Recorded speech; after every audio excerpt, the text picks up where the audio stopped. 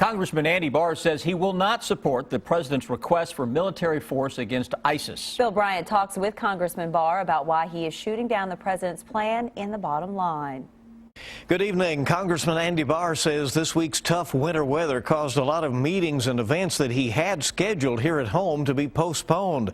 Congress was on recess this week. He did make it to WKYT today to tape this weekend's edition of Kentucky Newsmakers. We addressed a wide range of topics, including health care, regulations for community banks, and President Obama's request for congressional approval for military force against ISIS terrorists. So I will not vote for the authorization as it has come to us because, again, it places limitations and it would make Congress complicit in a strategy that our military commanders say would lead to failure. Barr also said Congress is off to a fast start and has passed dozens of bills already. He urged the president to not veto Congress's approval of the Keystone XL pipeline. To see the full interview with Barr, set your DVR or catch Kentucky Newsmakers Sunday morning at 6 on WKYT or on its repeat Sunday at 10 a.m. on the CW Lexington. Governor Steve Beshear will lead a Kentucky trade mission to Canada in the spring. Some of Kentucky's business community will make stops in Ottawa, Montreal, and Toronto. The governor says Canada is the largest destination for Kentucky-made products, but he believes there is a potential to do more business there. There was some tough back and forth today in Frankfort over whether the state legislature should have been in session during this tough weather. The state Senate met yesterday and today while the House adjourned. Right now, everybody is scheduled back on Monday. Bill Bryant, WKYT. After a record-setting cold start to the day, now we're tracking another winter storm. It's got a lot of action rolling into our Saturday. I'll break it down for you coming up. I'm standing in the Powell County salt barn where there's still about 100 tons of salt left for the rest of the winter season. But just in case, Judge Executive James Anderson ordered an extra 100 tons a little under 2 weeks ago, but it hasn't arrived yet. We've been hauling nurses to nursing homes, hospitals, things like that. And a lot of the other calls have been transporting medications to people and taking people to the doctor's office that had to be there. The job of a first responder is a little different this week, what many of their calls are for. Tracking, alerting, protecting. This is WKYT News at 5:30.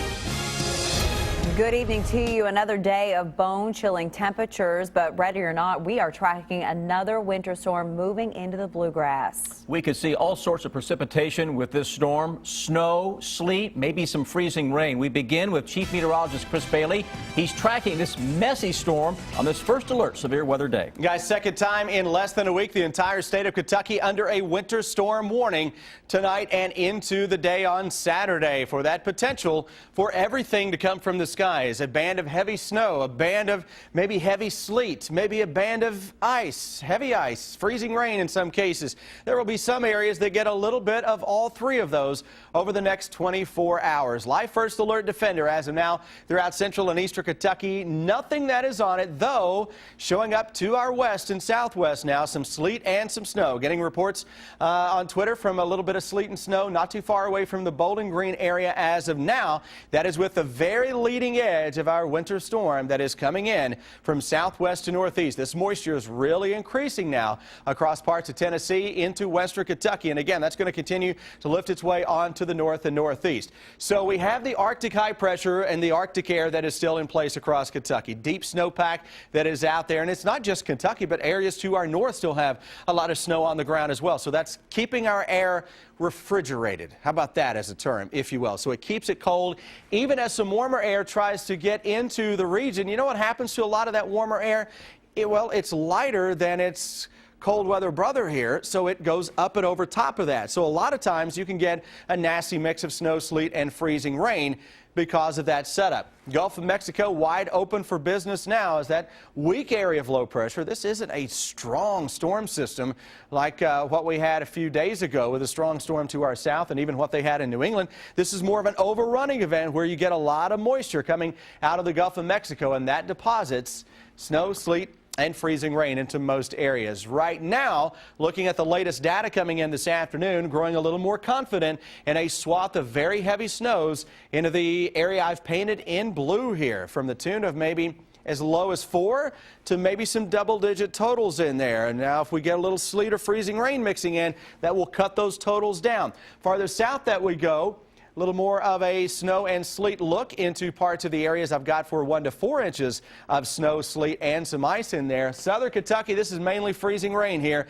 after we start out as some sleet and snow. Guys, that could be a trouble spot with better than 1/4 of an inch of ice, a strong possibility. So as you can see, this is a multifaceted winter storm that is ready to move in a matter of hours, I should say. All right. Thank you, Chris. They're waiting on their salt shipment to arrive. After a long week of plowing and salting roads, salt supplies around the state have taken a hit. But many road crews tell us they still have tons of salt left, but they have ordered more. Mike Linden continues our weather team coverage. He's in Powell County, where the road department is still waiting on their salt shipment, which they ordered more than a week ago. I'm standing in the Powell County salt barn, where there's still about 100 tons of salt left for the rest of the winter season. But just in case, Judge Executive James Anderson ordered an extra 100 tons a little under 2 weeks ago, but it hasn't arrived yet. Road department officials say orders for salt typically arrive in about 24 hours, but their shipment has been delayed due to other larger counties needing salt too. That's understandable in that typically it's not this widespread of event. The whole state's kind of dealing with the same things we are. But currently we've got an adequate salt supply, and I think we'll be fine, able to weather whatever this weekend throws at us as well.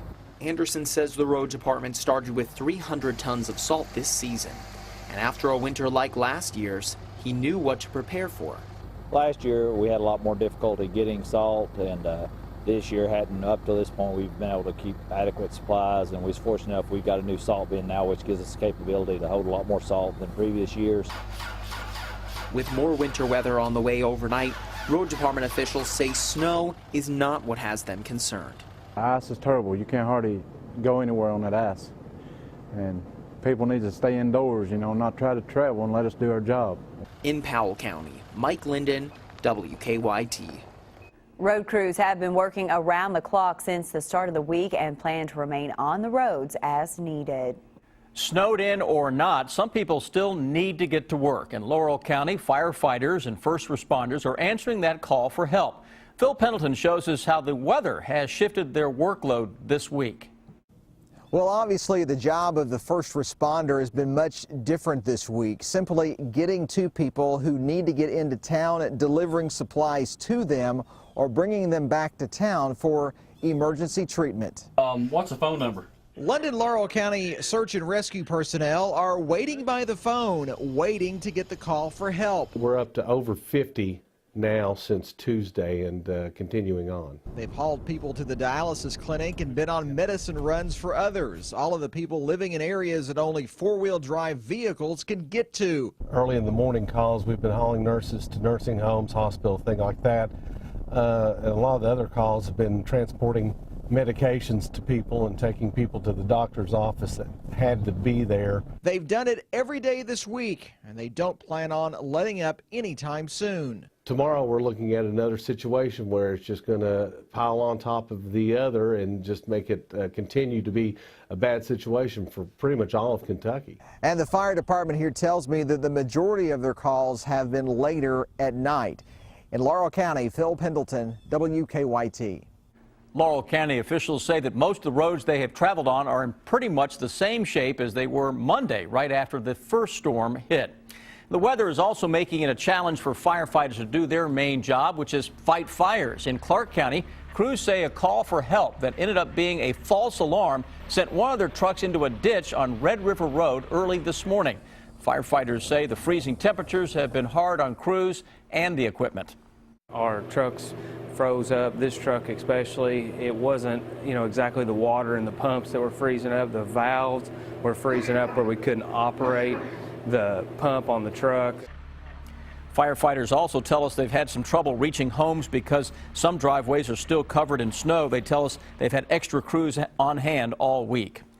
Because of this extreme cold weather, frozen pipes are now a huge concern. Today, the Amstar Theater and Brandon Crossing had to close for the day because their pipes burst. The sprinkler system broke and water flooded the lobby. The owner tells us they aren't sure if the pipes were frozen or if a pipe just broke. With another round of wintry weather on the way, you can expect stores to be packed again this weekend and tonight, but many of them are out of supplies like shovels and salt and are trying to restock shelves. Chevy Chase Hardware received 4,900 pounds of ice melt, 200 shovels, heat tape, more heaters, even sleds this morning. The store's owner placed an order for those items after they ran out of supplies on Tuesday. Hundreds of phone calls the last few days. There was a group of cars waiting for us to open at 8 o'clock to come in and get shovels. We'll probably be out of everything again by tomorrow sometime. The hardware store's owner says up until this week, business had actually been slow this winter, but all this bad weather has given them a boost in sales. The city of Lexington now says that garbage collection has been delayed again because of the weather. There will not be pickup on Saturday. The city will try and resume garbage pickup on Monday, but weather permitting. And we'll be tracking the winter storm tomorrow morning. Bill Bryant, Rebecca Smith, meteorologist Jim Caldwell, Mike Linden, and our team in the field will have a special edition of WKYT this morning beginning at 6 a.m. If you are away from the TV, we can still help you track this winter storm. You can download the WKYT app for your iPad or your smartphone. It will connect you to weather tools, including our live radar. They trusted him with their savings because he was a longtime friend or family member. But when the stock market crashed, he turned to deception and fraud in an attempt to save face. Pretty much around 2008 when the market crashed, the investments pretty much went downhill. Instead of explaining to his investors that he had lost a large percentage of their money, Anand Sakran lied. Pride took over with Mr. Sakran and was embarrassed to say, hey, I lost your money. He continued to tell his friends and family, hey, we're doing fine, your money's doing well.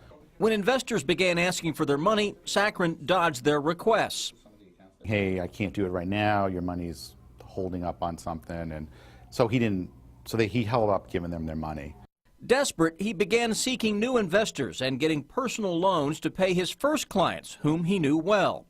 In essence, he began running a Ponzi scheme that eventually collapsed. 10 investors lost more than $2.5 million. Sadly, he knew most of them intimately.